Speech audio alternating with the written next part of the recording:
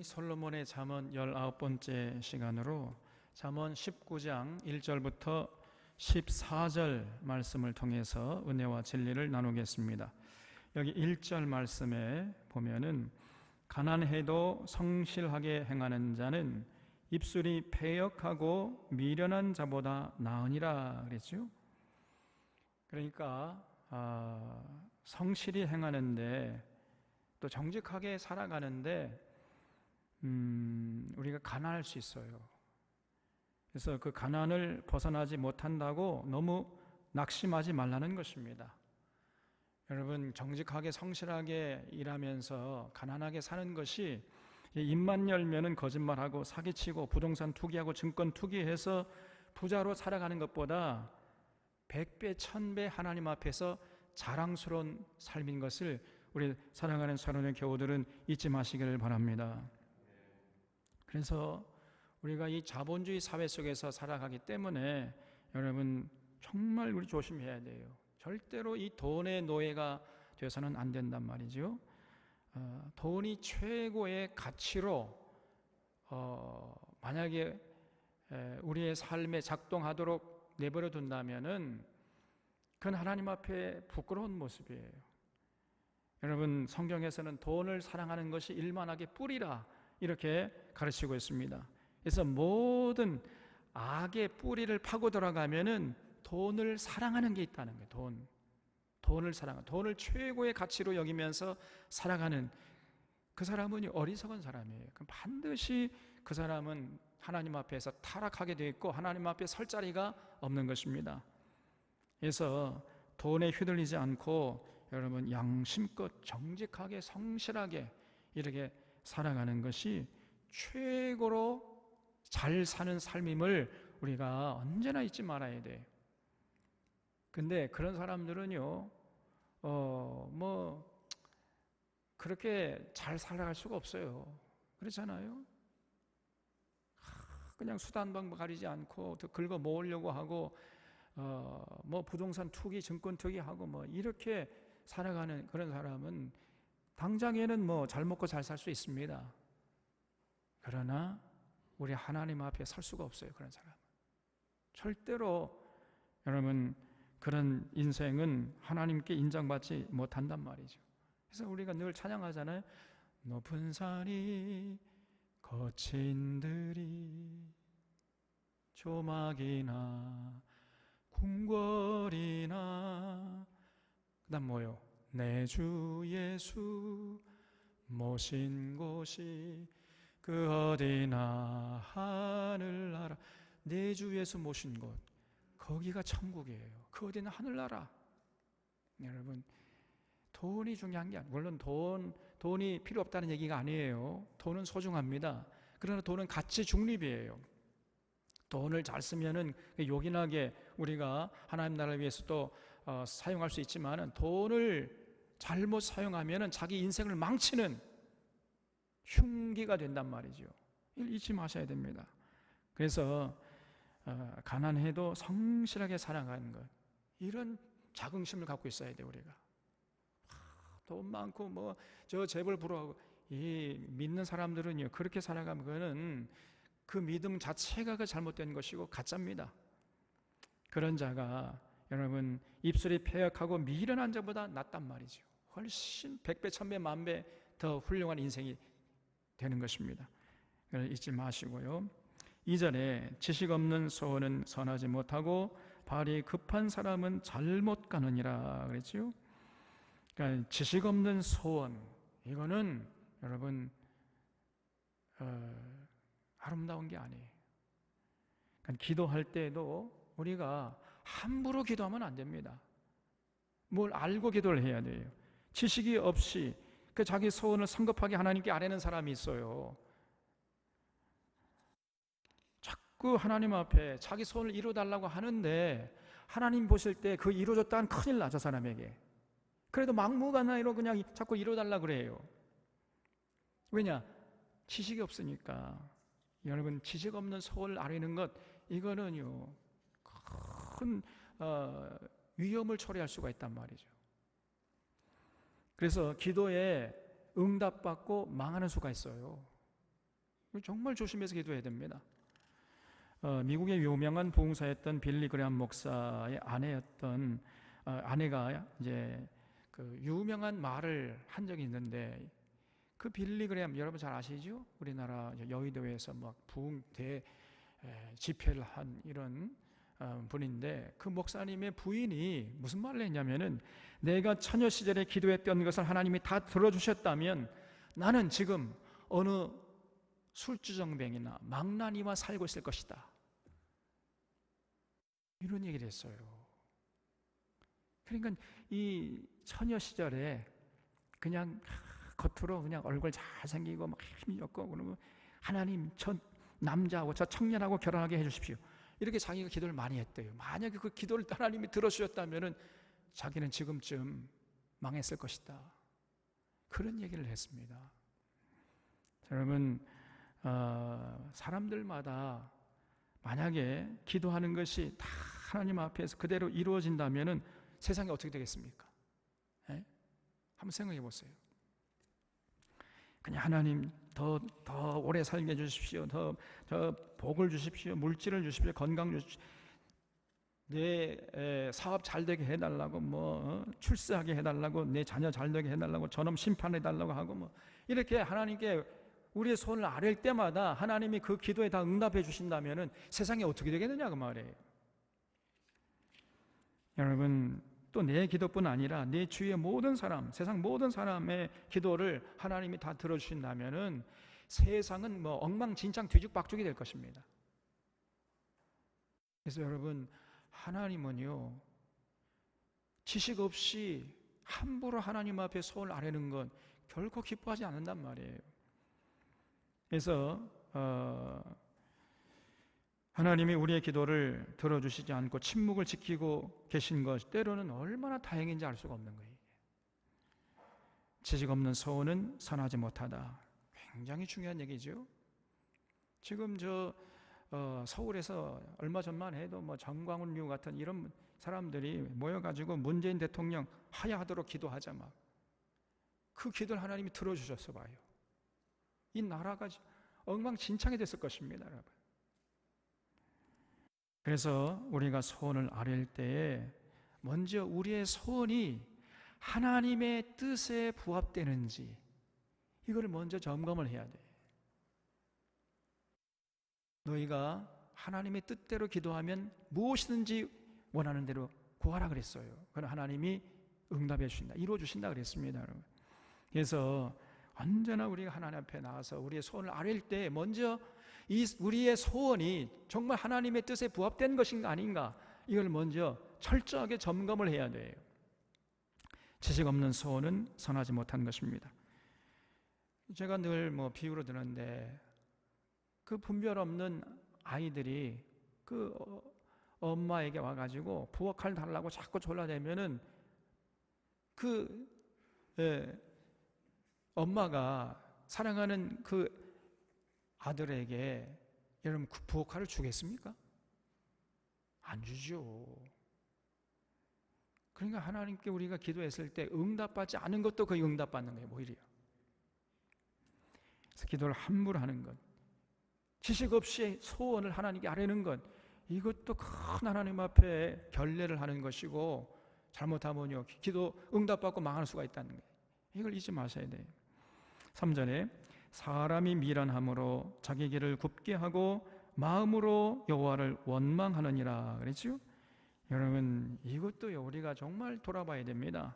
자기가 잘못해놓고는요 하나님께 모든 책임을 자꾸 돌리면서 하나님을 원망해요. 이런 사람들이 많습니다. 아니, 그렇게 음식을 좀 분별해서 구별해서 조심하게 좀 드십시오, 아무리 그렇게 가르쳐줘도 그 말에 전혀 귀를 기울이지 않아요.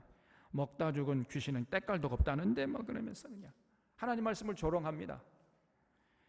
그러다가 이제 건강이 무너지면요 이제 하나님 원망하는 거예요. 하나님, 저에게 무슨 억하심정이 있다고 저희 이렇게 대하십니까? 얼마나 어리석은 사람이냔 말이에요.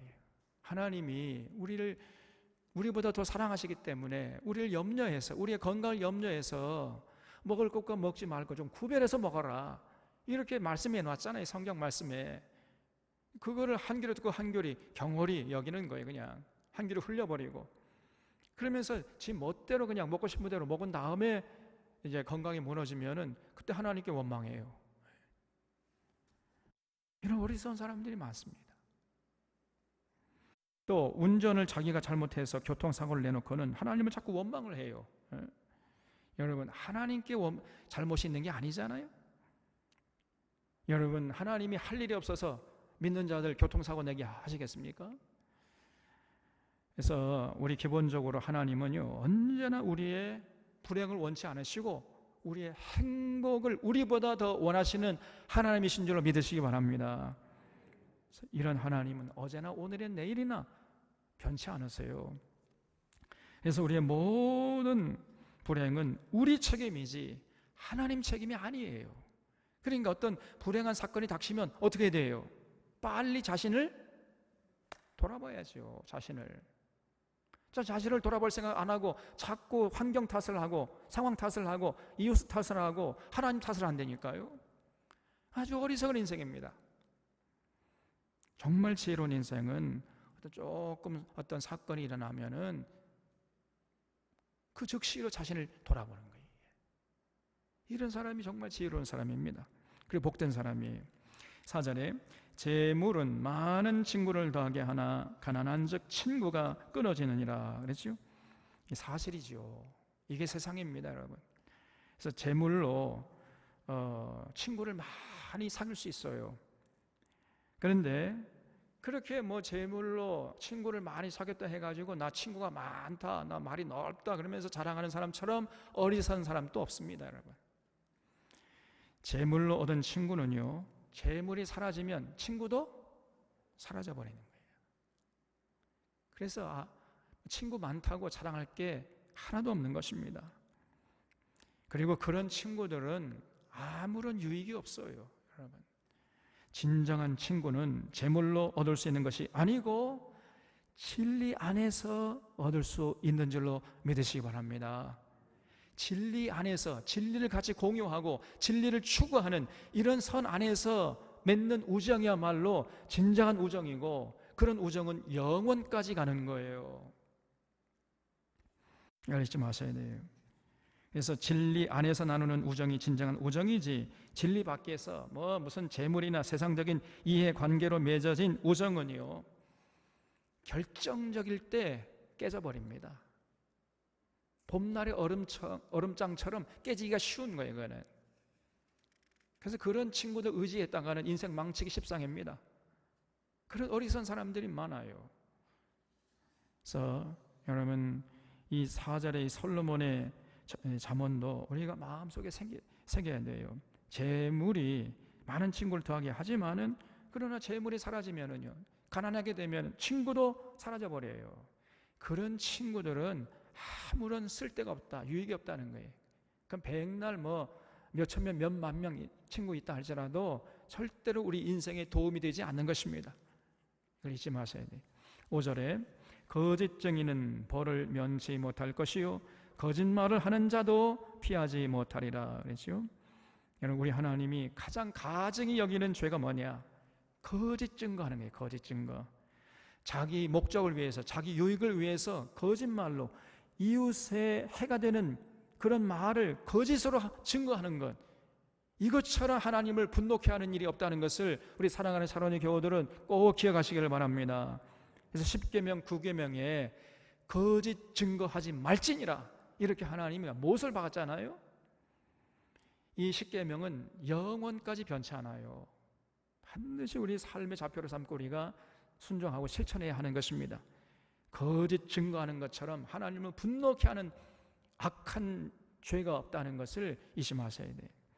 여러분, 우리가 아합과 이세벨이 저질렀던 나봇의 포도원 사건 알잖아요. 나봇의 포도원을 탐내다가 뜻대로 안 되니까 이 아합이 그냥 들어 누웠잖아요. 그러니까 아내였던 이세벨이 나가가지고 정치 깡패를 고용해가지고 거짓 증언케 했어요. 저 나봇이 하나님을 원망하고 저 왕을 원망했다고 너 거짓 소문을 퍼뜨려라, 이렇게 이제 시켰던 거지요. 그래서 그런 소문이 이제 쫙 도니까 그 거짓 소문, 그 거짓 증거를 딱 명분 삼아 가지고 나봇을 잡아서 내 이놈 목을 쳐 죽여버렸잖아요. 그래서 이 나봇의 포도를 강탈해 갔습니다. 여러분, 하나님이 보실 때 그런 죄를 가만히 두겠어요? 그래서 엘리야를 보내가지고 너와 내 후손들이 그렇게 끔찍하게 네가 행한 것처럼 끔찍하게 죽을 것이다 이것들아, 이렇게 엘리야를 보내서 외치게 했잖아요. 그대로 됐습니다, 여러분. 그래서 놀랍게도 이 아합의 아들이 여호람인데, 이 여호람이 예후의 칼에 맞아 죽고, 자기 휘하 장군이었던 예후 칼에 맞아 죽었지요. 그런데 그 죽은 장소가 어디냐? 나봇이 피 흘려, 나봇이 그 이사벨의 칼에 맞아가지고 피 흘려 죽은 그 땅에서 아합의 아들 여호람이 피 흘려 죽었습니다, 여러분. 예후의 칼에 맞아가지고. 하나님의 심판이 너무너무나 정확해요. 1.1획도 틀림없이. 무섭지 않습니까? 성경을 증언하고 있잖아요. 그래서 여러분, 절대 거짓 증거하면 안 됩니다. 자기 목적을 위해, 자기 사익을 위해서 거짓말로 이웃의 험담을 하는 이런 사람처럼 어리석은 사람이 없는 거예요. 하나님이 분노하시는 짓을 지금 하고 있는 겁니다. 그래서 거짓 뉴스 퍼뜨리는 것도 일종의 거짓 증거하는 것이라는 것을 잊지 마셔야 돼요. 그래서 여러분, 제가 늘 말씀드리잖아요. 확인되지 않는 글을 함부로 퍼나르면 안 된단 말이에요. 요즘에 SNS가 발달돼가지고 확인되지 않는 자기가 뭐 마음에 딱 든 그런 말이 누가 보내주면은 그거를 확인도 하지 않고 그냥 또 다른 사람에게 또 보내버려요. 그래서 우리 오늘날 한국 기독교가요, 거짓 뉴스의 온상지입니다. 지금 확인되지 않은 그 뉴스를 자꾸 퍼뜨리는 거예요. 어리석은 거예요. 여러분, 풍문으로 들은 말은 함부로 옮기면 안 됩니다. 일단 들었으면은 그것이 진실인지 참인지 거짓인지 그를 확인을 하셔야 돼.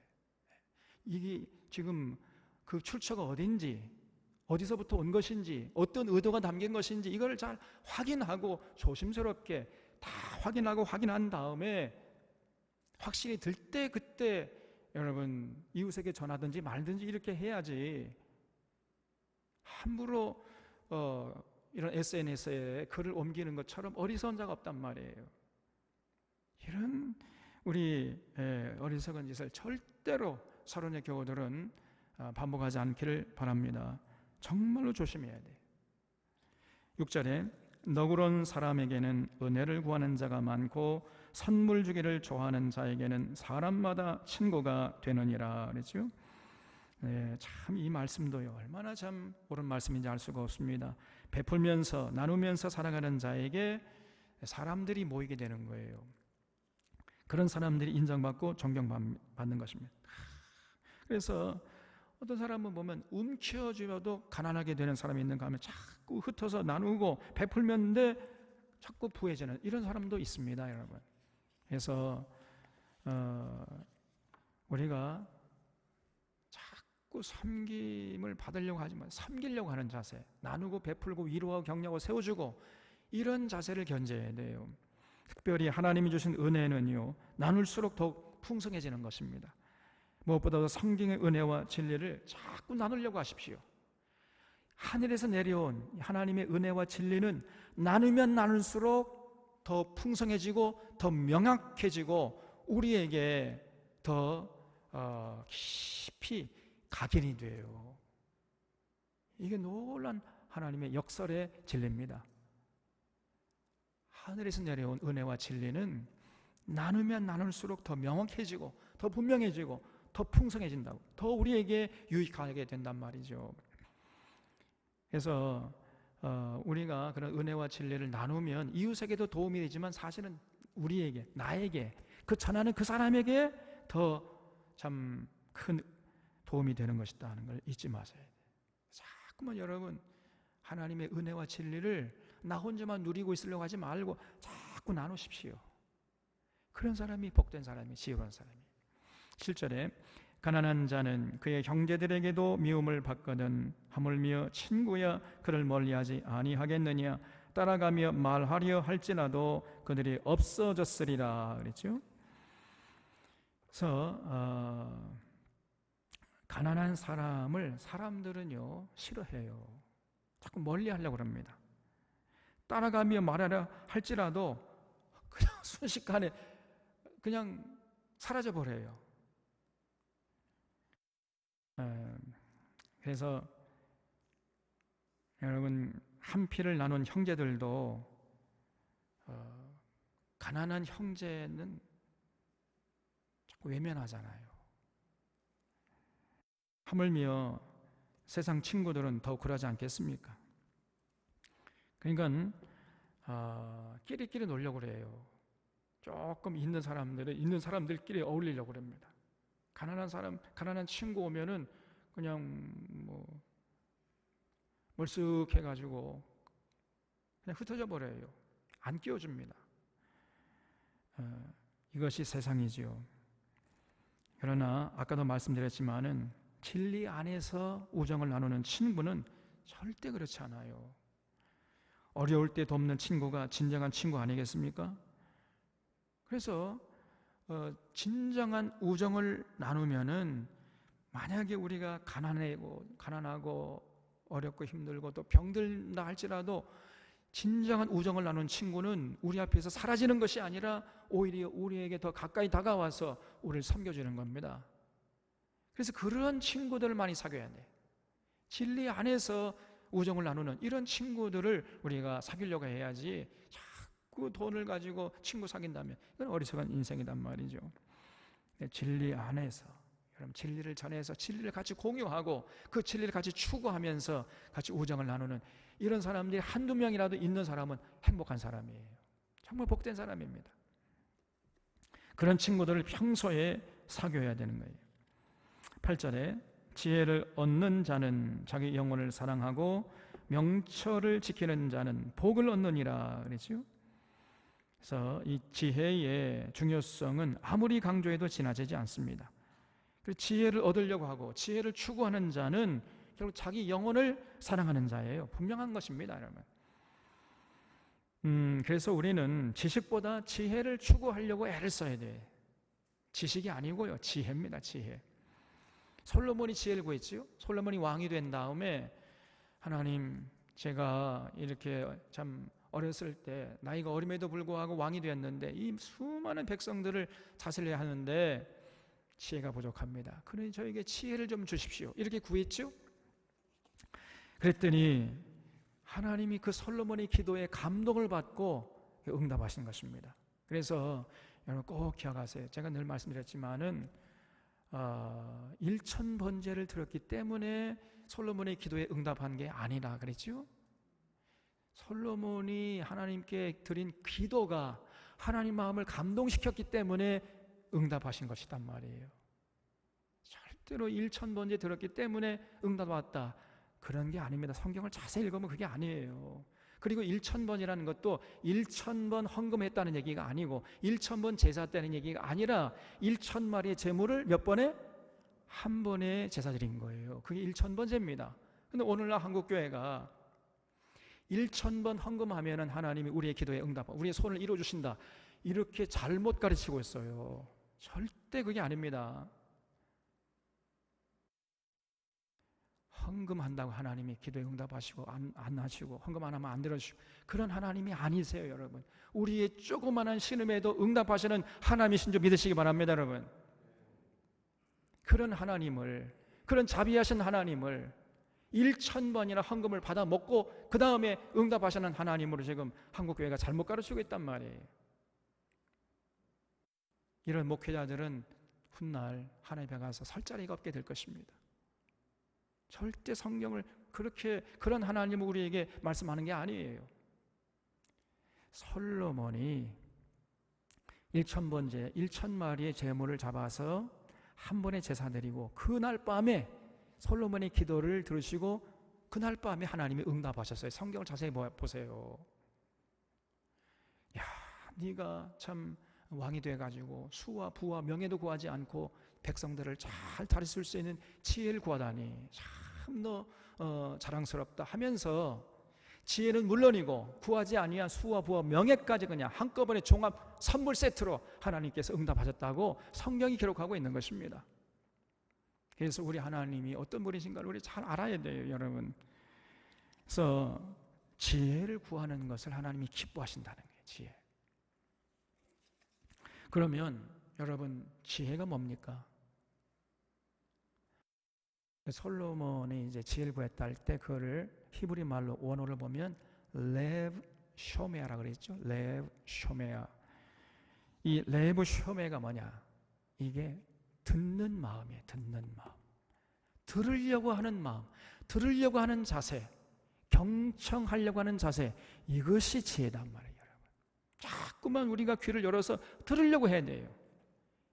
우리 이웃의 말에 귀를 기울이려고 하고, 조그만 어린이의 말에도 귀를 기울이려고 하고, 이름 없는 무언의 함성으로 외치는 이 자연의 소리에도 귀를 기울이려고 하고, 무엇보다도 하나님의 말씀 앞에 우리가 귀를 기울이려고 하는 것, 이것이 지혜입니다. 거기서 지혜가 우러나오는 거예요.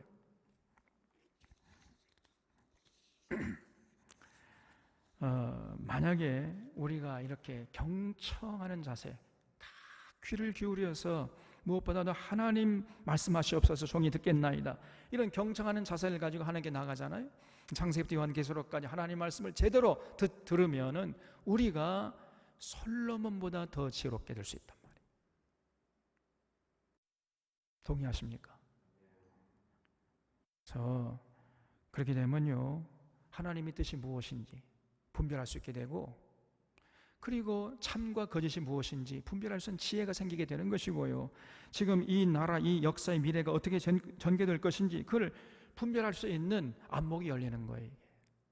성경을 제대로 보면은 우리가 정말 지혜로울 수 있습니다. 우리가 지금 잠언만 해도, 솔로몬의 이 잠언만 마음속에 새겨도 얼마나 지혜로울 수 있겠습니까, 여러분? 날마다 감탄하잖아요. 그런데 그 넓혀가지고 창세기부터 요한계시록까지 성경 전체를 다 제대로 이해하게 되면은 얼마나 지혜롭겠느냐 그 말이에요. 정말 인생의 시행착오를 줄이고 한 번밖에 없는 이 인생을 정말 가치 있게 아름답게 행복하게 살아갈 수 있게 되는 것이지요. 그래서 여러분, 우리 사랑하는 사론의 교우들은 지혜를 얻으려고 하고 지혜를 추구하고 하나님께 나가서 무엇보다도 하나님, 저에게 솔로몬의 지혜를 주십시오, 이렇게 기도하는 우리 사론의 교우들 되시기를 바랍니다. 9절에 거짓 증인은 벌을 면하지 못할 것이요 거짓말을 뱉는 자는 망할 것이니라 그랬죠. 아까 5절과 같은 말씀이에요. 그래서 절대 거짓 증인 노릇하면 안 된다는 거예요. 자기 개인적인 유익을 위해서 이웃에게 불리한 말을 하는 짓은 하나님이 가장 가증히 여기는 짓이라는 것을 잊지 마셔야 됩니다.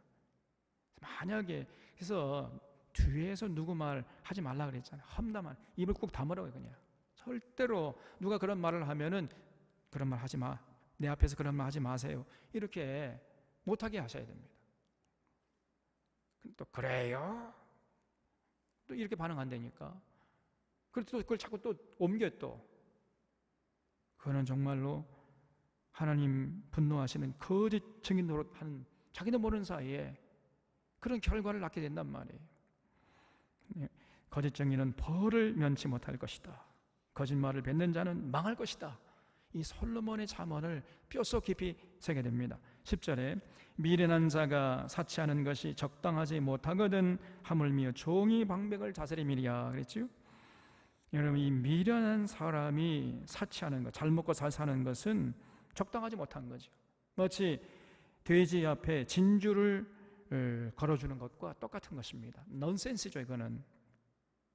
그래서 이 미련한 자라는 것은 무슨 지식이 없는 사람을 말하는 게 아니고, 가방끈이 짧은 사람을 말하는 게 아니고, 하나님의 진리에 대해서 무관심하고 무지한 자를 말하는 것입니다. 다시 말하면 성경에 대해서 전혀 모르는 사람, 성경을 모르면서 자꾸 믿는다고 하는 사람이 있어요. 미련한 사람이에요. 그런 사람은 그 신앙을 가만히 보면요, 올바로 신앙생활을 할 수가 없습니다. 아니, 성경을 모르면 어떻게 하나님을 제대로 알 수 있겠으며, 하나님을 모르는데 어떻게 제대로 하나님을 섬기겠습니까? 이 논리적으로 말이 안 되잖아요. 그래서 미련한 자는 누구냐? 전혀 성경에서 전하려고 하는 진리에 대해서 무관심하고 또 무지한 사람, 이런 사람이 미련한 사람이에요.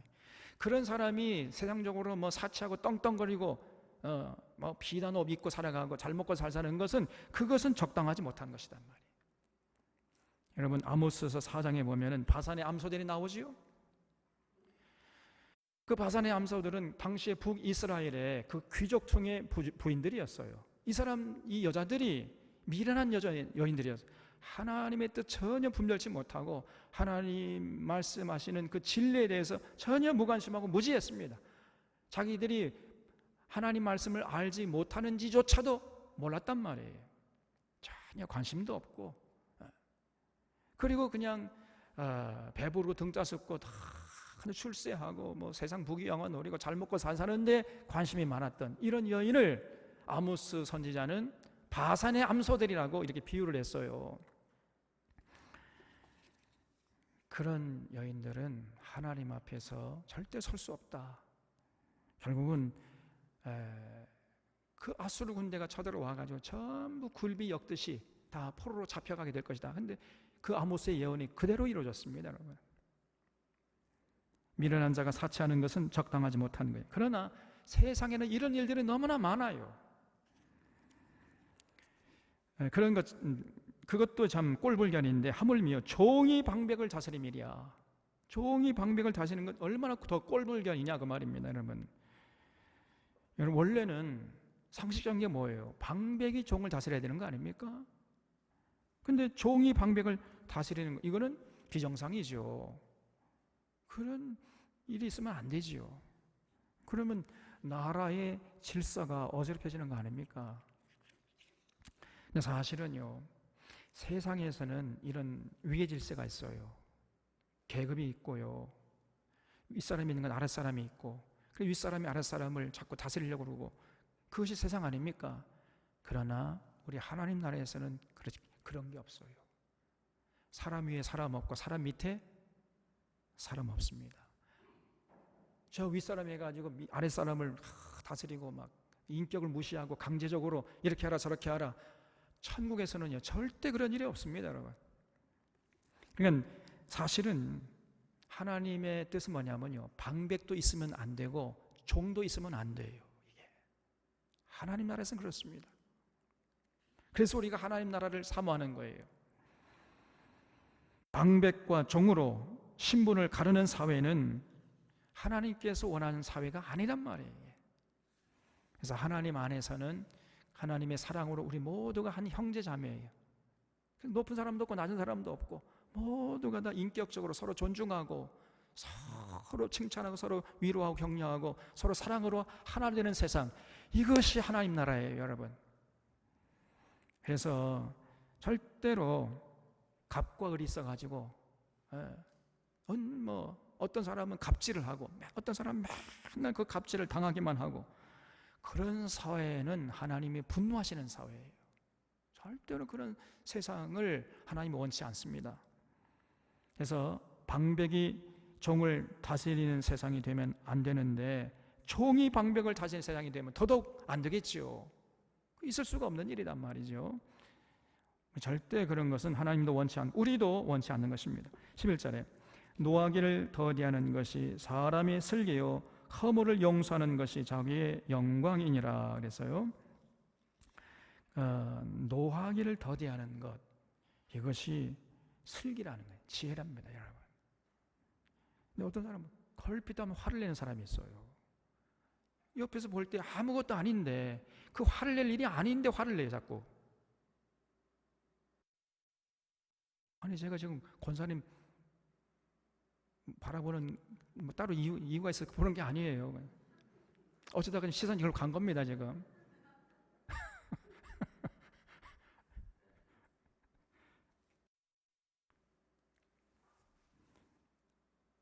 근데 이렇게 걸핏하면 화를 내는 사람은 사실은 자기를 해치는 사람이에요, 스스로. 여러분, 그것을 알아셔야 됩니다. 화를 자꾸 내는 사람은 자기에게 스스로, 자기가 자기에게 폭력을 가하는 사람이란 말이에요. 이웃에게 해를 끼치기 전에 먼저 자기에게 해를 끼치는 겁니다. 이걸 아셔야 돼요.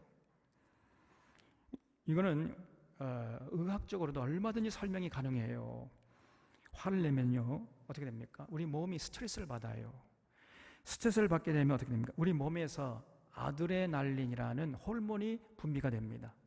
그러면은 그 호르몬이 우리 몸의 면역 세포를 비활성화시켜요. 다시 면역력을 약화시킨단 말이에요. 그렇게 되면 어떻게 됩니까? 건강이 약화되는, 건강을 잃어버리게 되는 거예요. 그래서 화를 자주 내는 사람은요 건강이 좋지 못합니다. 반드시 좋지 못하게 돼 있어요. 그러니까 스스로 자기 자신의 건강을 망가뜨리는 겁니다. 그래서 화를 내는 자는 어리석은 자고 화를 내지 않는 사람이 슬기다. 그 사람이 지혜로운 사람이다. 이렇게 지금 솔로몬이 말하고 있잖아요. 화는요 내면 낼수록 자꾸 더 내고 싶어져요. 그리고 화를 안 내면 안 낼수록 더 안 내게 됩니다. 이게 화라는 것은, 이 화라는 놈은 손을 대잖아요. 만지면 만질수록 자꾸 커져요. 이놈이. 화라는 게 그렇습니다. 그래서 절대로 이 화는 건드리면 안 돼요. 그 자꾸 화를 스스로 건드린 사람이 있다니까. 그건 어리석은 사람입니다. 자기 인생을 망치기로 작정한 사람이라 할 수 있어요. 그래서 여러분, 우리가 화를 내지 않아야 되는데, 화를 내지 않으려면은 어떻게 되는가? 이웃의 허물을 용서하는 자세와 습관을 가져야 되겠지요. 그래서 허물을 용서하는 것이 자기의 영광이니라. 이것도 굉장히 중요한 내용이 담겨 있어요. 이렇게 자꾸 어떤 이웃이 내게 와서 해코지하고 괜히 화를 북돋아도 절대 화를 내지 않는 그런 사람은 어떻게 되는 거예요? 이웃의 허물을 용서하는 자가 되는 것이고, 그러면은 그것이 자기에게 영광으로 돌아온다는 거예요. 다시 말하면은 자기가 건강해야 되는 것이고, 그런 사람이 복받는 인생이 된다는 거예요. 여러분, 다윗을 보세요. 다윗이 시므이를 용서했지요. 어느 날 다윗이 그 셋째 아들 압살롬의 쿠데타에 의해서 왕좌에서 쫓겨나가지고 도망치고 있었잖아요. 그때 이제 시므이가 그 뒤를 따라오면서 다윗을 저주했지요. 가거라 가거라 이 비루한 자여, 네가 수많은 사람들 칼로 죽이더니 너도 똑같이 당하는구나. 잘 됐다. 막 이러면서 막 죄를 뿌려대면서 다윗을 쫓아오면서 다윗을 조롱하고 저주를 했습니다. 시므이라는 사람이. 그때에 이 다윗의 휘하 장수였던 아비새가 죽은, 명령만 내리시면은 내가 저놈의 목을 따오겠습니다. 저는 우리를 조롱하고 저주하는 저놈을 살려둘 수 없습니다. 막 이래가지고 다윗에게 나가서 허락해달라고 했을 때 다윗이 냅둬라, 그냥 가자, 이렇게 얘기했어요. 너 생각해봐라.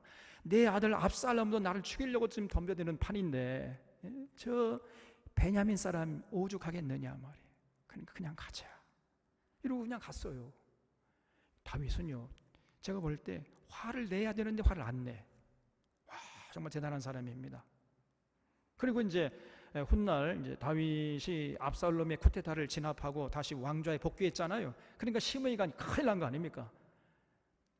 시므이 생각에는 다윗이 그대로 끝장이 날 줄 알았어요. 왕좌에 다시 복귀할 줄 꿈에도 생각하지 못했던 겁니다. 그래서 마음 놓고 뒤를 따라다니면서 막 죄를 뿌리면서 저주와 조롱을 해댔는데, 놀랍게도 다윗이 다시 왕좌에 복귀하니까 시므이가 새파랗게 질려버린 거예요. 그래서 다윗 앞에 나갔을 때 또 아비새가 죽은, 명령만 내리시면 내가 저놈의 목을 따겠습니다. 그랬을 때 오늘 좋은 날인데, 우리가 쿠데타를 진압한 승리하는 날인데 왜 사람을 죽이느냐, 그냥 냅둬라. 그리고 다윗이 시므이에게 뭐라고 그랬지요? 내가 너를 용서하겠다, 네 가고 싶은 대로 가라, 이렇게 보냈어요. 그냥 살려 보냈습니다. 만약에 제가 생각해 봤어요. 저 같으면 어떻게 했을까? 용서 없죠. 당장 저놈의 목을 쳐 죽여라, 그냥 이놈 새끼, 그냥 그렇게 나올 것 같은데 다윗은 안 했습니다. 또 용서를 했어요. 그러니까 어떻게 했죠? 그 훗날 어떻게 됐습니까? 심의가 가는 곳마다 사람들이 심의를 볼 때마다 누구를 칭찬했겠어요? 다윗을 칭찬해. 역시 다윗은 성군이야. 역시 다윗이 정말 성군 중에 성군이다. 이러면서 다윗을 칭찬하고 칭송하고 다윗을 존경했습니다. 그래서 허물 용서하는 것이 다윗의 영광으로 돌아갔단 말이에요. 잊지 마셔야 돼. 그래서 늘 우리가 이웃과의 관계가 원만해야 돼요. 우리 이웃이 혹시 내게 좀 화를 돋구는 일을 했다 할지라도 주님의 이름으로 해가 지기 전에 용서를 선포하고 이 밤을 맞이하시기를 주님의 이름으로 부탁드립니다, 여러분. 이것이 중요한 거예요. 마음에 꼭 감춰두고 두고 보자. 이거는 하나님 앞에서 부끄러운 것이, 이거는 믿는 사람도 아니에요.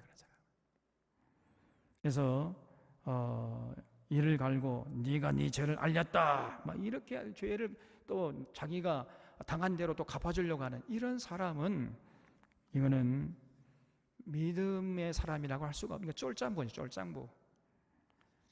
허물을 덮어주고 용서하는 것, 이것이 하나님의 사람이 할 일이다 하는 것을 여러분 잊지 마시고, 그럴 때 그것이 자기의 영광이 되어서 돌아온단 말이에요. 항상 노하기를 더디하고 이웃의 허물을 용서하는 자로 하나님 앞에 굳게 설 수 있기를 바랍니다. 12절에 왕의 노함은 사자의 부르짖음 같고 그의 은택은 풀 위에 이슬 같으니라 그랬지요. 여러분, 이 왕이 화를 내면요, 사자의 부르짖음 같다는 거예요. 사자가 부르짖는 거 한번 봤습니까? 네. 그 동물에 가면 볼 수 있잖아요. 사자가 부르짖으면 얼마나 두렵습니까, 여러분? 그러니까 그렇게 왕이 노할 때 두렵다는 거예요. 왜냐하면 왕은 그 사람의 생사 여탈권을 쥐고 있잖아요. 그래서 왕이 화를 내면은요, 그 권력을 가진 왕이 노하게 되면은 모든 백성들은 두려워서 벌벌 떨 거 아니겠습니까? 반대로 왕이 은택을 베풀자, 왕이 얼굴에 항상 자비하심이 넘쳐나고 항상 백성들에게 은택을 베풀면은 그것이 풀 위에 이슬이라 그랬어요. 다시 말하면 이 풀 위에 이슬, 이 솔로몬이 얼마나 문학적으로 절묘하게 표현을 하는지 모릅니다. 풀 위에 이슬, 아침에 그 해가 떠오를 때 풀에 이슬이 맺히잖아요. 얼마나 영롱하고 순수하고 맑고 순결합니까? 그래서 이 왕이 자꾸 은택을 베푸는 것은 백성들의 입장에서는요, 그렇게 아름답고 순수하고 순결하고 보기 좋은 것이란 말이죠. 그래서 자고로 높은 자리에 있는 사람은 자꾸만 나눠주려고 해야 돼. 천국에서는요, 나눠주고 섬기는 자가 큰 자라 예수님께서 말씀해 주셨죠. 누가 큰 자냐? 하나님 나라에서는요, 나누고 베푸는 사람, 자꾸 이웃을 섬기고 위로하고 세워주는 사람, 이런 사람이 하나님 나라에서는 큰 자가 되는 줄로 믿으시기 바랍니다. 그래서 왕의 은택은 풀 위에 이슬이다, 이런 표현은 우리가 좀 마음에 새겨야 돼. 우리도 써먹어. 그럼 우리도 훌륭한 문학가가 될 수 있어요, 여러분. 13절에 미련한 아들은 그의 아비의 재앙이요 다투는 아내는 이어 떨어지는 물방울이니라. 참 이 미련한 아들을 둔 아버지처럼 불행한 아버지도 없지요. 그렇죠? 하나님의 진리에 대해서 전혀 관심도 없고 무지하고, 아무리 하나님 말씀을 전해주려고 해도 관심이 없는 이런 자녀들이 있어요. 그런 자녀를 둔 부모들은 참 불행한 겁니다. 아버지 마음을 몰라주고 자기 멋대로 하는 그 아들 보면은 아버지 마음이 푹푹 썩잖아요. 그러다가 그 아들이 잘못돼 봐요. 그 모든 책임은 누구에게 오는 거죠? 그 부모에게 오는 거예요. 그 아버지에게 오는 것입니다. 그래서 자기 아들을 잘못 키운 그런 죗값을 치러야 되는 거예요. 그래서 여러분, 우리 자녀들이 어렸을 때부터 잘 키워야 된다. 주의 교양과 훈계로, 이것이 부모된 도리를 다하는 것입니다. 이게 최선을 다해야 돼요. 돈 버는 게 그게 중요한 게 아닙니다. 집에 돌아가서 자녀들과 대화를 많이 하고 자꾸 스킨십을 하고 여행도 많이 다니고 그러라 그랬잖아요. 어렸을 때 그렇게 하면은 그 부모님의 사랑을 자녀들이 잊지 못해요. 그래서 나이가 들면 들수록 이제 그 부모님의 사랑에 응답하는 그런 자녀가 되는 것입니다. 그러면 노후가 편안해 또. 그런데 그런 걸 게을리하는 이런 사람은 나중에 노후가 불안해집니다. 그 자녀들이 지 멋대로 자라가가지고 뭐 세상 친구들 어울리다가 뭐 아빠 이거 와가지고 아빠 나 사업자금 좀 빌려달라고. 노후 준비를 위해서 노후를 위해서 준비해 놓은 그 뭐 노후 자금까지 전부 빌려주다가 나중에 그냥 폐가 망신하는. 그래서 길거리에 앉은 이런 사람들이 많아요, 여러분. 그래서 자녀들이 어렸을 때 잘 양육하는 것이 중요하고 이것이 최선의 노후 준비라는 것을 잊지 마셔야 돼요. 또 다투는 아내는 이어 떨어지는 물방울이라 그랬지요. 이 다투는 아내와 함께 살아가는 남자처럼 불행한 남자도 없는 거예요. 장가도 잘 가야 됩니다. 끊임없이 따지고 되돌면서 잔소리를 해야 되는 이런 아내가 있어요. 참고로 저희 아내는 입이 무겁습니다. 제가 장가를 잘 갔어요. 여러분 그냥 막 끊임없이 따지고 대들면서 잔소리해야 되는 그런 아내와 사는 남자는요, 자고로 이제 철학자가 되어버려요. 그래서 여러분 적당히 넘어가 주는 것도 좀 필요한 거예요. 알아도 모른 척 이렇게 좀 품이 넓은 아내의 역할을 우리 사랑하는 사랑의 여성들은 집에 돌아가서 잘 감당해 주시기를 주님의 이름으로 부탁드립니다. 좀 따지지 좀 마세요, 좀. 근데 남편도 마찬가지예요. 남편도요, 때로 알아도 모른 척 그냥 넘어가줘요. 굳이.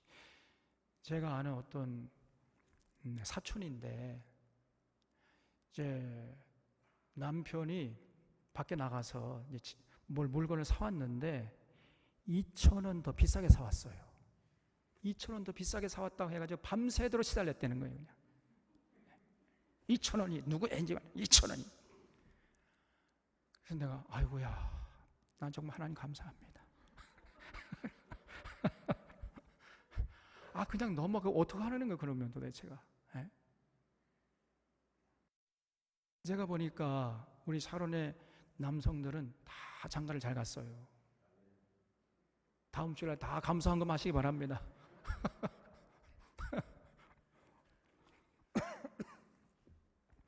그래서 좀 품이 넓은 아내와 남편 역할을 해주셔야 돼요. 그래야 가정이 행복한 것입니다. 아무것도 아닌 걸 가지고 꼬치꼬치 따지고 그러면 피곤한 거예요. 그러면 남자들은 집에 들어가기 싫어합니다. 자꾸 밖으로 빙빙 돌다가 엉뚱한 짓을 해버린 거예요. 여편도 마찬가지예요. 절대로 그런 어리석은 짓을 하지 말란 말이에요. 14절에 집과 재물은 조상에게서 상속하거니와 슬기로운 아내는 여호와께로서 말미암느니라 그랬죠. 그래서 반대로 슬기로운 아내는 하나님의 최고의 선물이라는 것입니다. 그래서 장가를 잘 가야 되고 시집도 잘 가야 돼. 이왕 뭐 시집장가 갔잖아요. 우리가 물릴 수가 없잖아요. 그러니까 지금이라도 우리 자신을 돌아보면서 이렇게 좀 품이 넓은 역할을 남편은 남편대로 여편은 여편대로 그렇게 해야 됩니다, 여러분. 뭐 결혼 물릴 수가 없잖아요. 그래서 여러분 이왕 뭐 결혼한 분들은 그렇게 해야 되고 앞으로 결혼할 우리 여러분의 자녀들은요 정말로 신중하게 결혼해야 돼요. 그래서 일생일대 최고의 사건이 시집가고 장가가는 거 아닙니까? 결혼이라는 게 최고의 인생의 대상 아니에요. 그래서 정말 이 서로가 잘 맞아야 돼요. 아내는 아내로 노릇 제대로 하고 남편은 남편 노릇 제대로 하고 이렇게 돼야 가정이 행복한 것입니다. 아무것도 아닌 문제 가지고 서로 따지고 들고 막 뭐 이상한 얘기를 해야 되고 그러면요 그처럼 피곤한 것이 없는 거예요. 옆에 보지 마세요, 우리 집사님. 그래서 언제나 우리 사론의 가정들은 웃음꽃이 피고 찬송소리가 끊이지 않는 그런 행복한 가정, 복된 가정, 아브라함과 이삭과 야곱처럼 정말 행복한 가정을 이루어서 자손만족 하나님을 섬기고 하나님께 영광 돌리면서 참 신앙의 명문 가문을 세워나갈 수 있기를 주님의 이름으로 부탁을 드립니다. 우리 모든 영광 하나님께 올려드리고 이 땅에 사는 날 동안까지 이렇게 아름답게 살다가 우리 모두가 천국에서 만나 뵐 수 있기를 바랍니다. 기도하겠습니다.